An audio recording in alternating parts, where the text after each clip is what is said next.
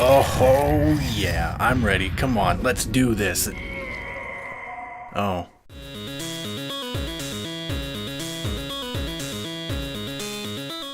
Do you remember when video games were, I need a new TV because this one is now merged with the drywall difficult? When games like Castlevania, Ghosts and Goblins, and Magician Lord would have you replaying levels over and over and over just trying to get through one tough spot? I don't. I only played nice games when I was a kid, like Super Mario and Exciting Bike. Actually, that might explain why I'm not so good at Volgarr the Viking. Or it could be because it is fucking hard. If this game were a real object, it would be like solid concrete. It's cold, it's heartless, and it's impossible to beat without brute force. Or explosives. In Volgarr the Viking, you take the role of this guy, it's Volgarr, I guess, and you embark on a quest to become the most badass Viking of all the times. What? Seriously, that's the only plot that I've managed to be able to pull from this thing. Come on though, who's playing this game for its story? Okay, well, maybe you do, but I have it on record that you are no fun. No, Volgarr is all about the gameplay. And while the gameplay is simple, in its design, I mean, it is pulled off exceptionally well. Jumping while moving has this nice arc to it that makes you think about where you're going to jump. Rolling gives you an escape from enemies coming up behind you. And taking down bad guys with your sword or your spear are both very satisfying. It all has a very Castlevania feel to it. You're going to want to get the hang of all the moves in this game. Although they're not necessary for progression, they do let you pull off cool moves like this. Yeah! Volgarr is going to have you hacking, slashing, rolling, and dying through 7 worlds across 30 plus levels, all filled to the brim with stuff that's just there to piss you off.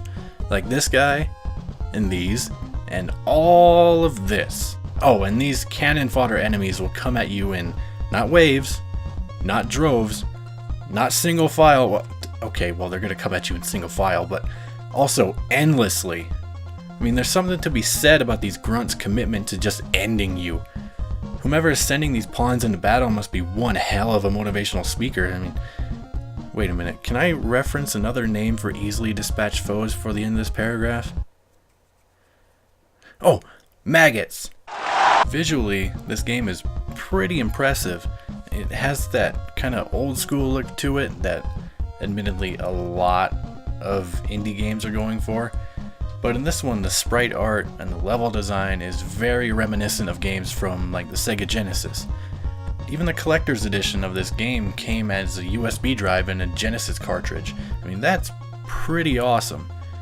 Anyway, the sprites of Volgarr himself and all of the enemies and all of the environments are very well designed and crisp. The comparison to the Sega Genesis games is even more correct. When you play using the standard camera, it's zoomed in and stuff is a little, I wouldn't say blurry, but I can't seem to explain it. Just go play the game with the standard camera and you'll know what I'm talking about.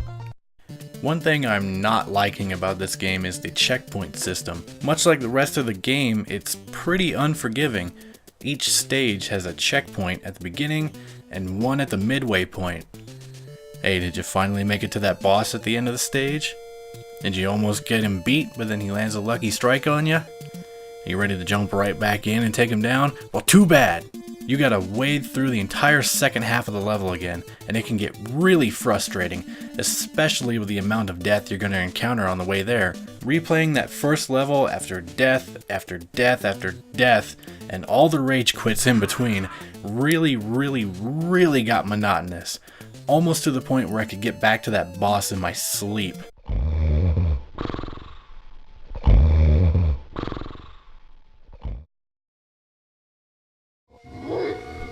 Okay, right now, at this moment, I'm going to put this video on hold.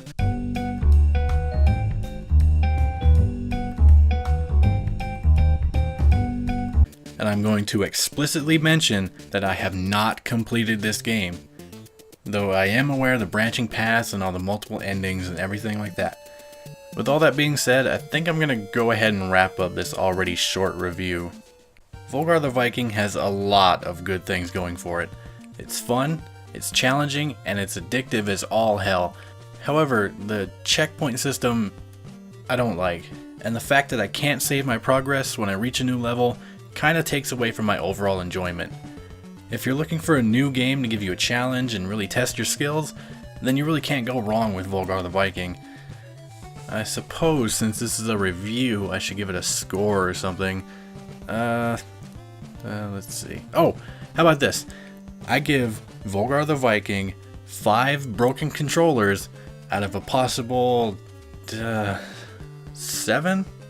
I don't know, whatever, just go play the game already. Hello, and welcome to the end of this video. If you would like to see more, then please consider getting the Season Pass. For just one low payment of $84.91, you'll get instant access to each new video when it becomes available. Or you could just click subscribe for free.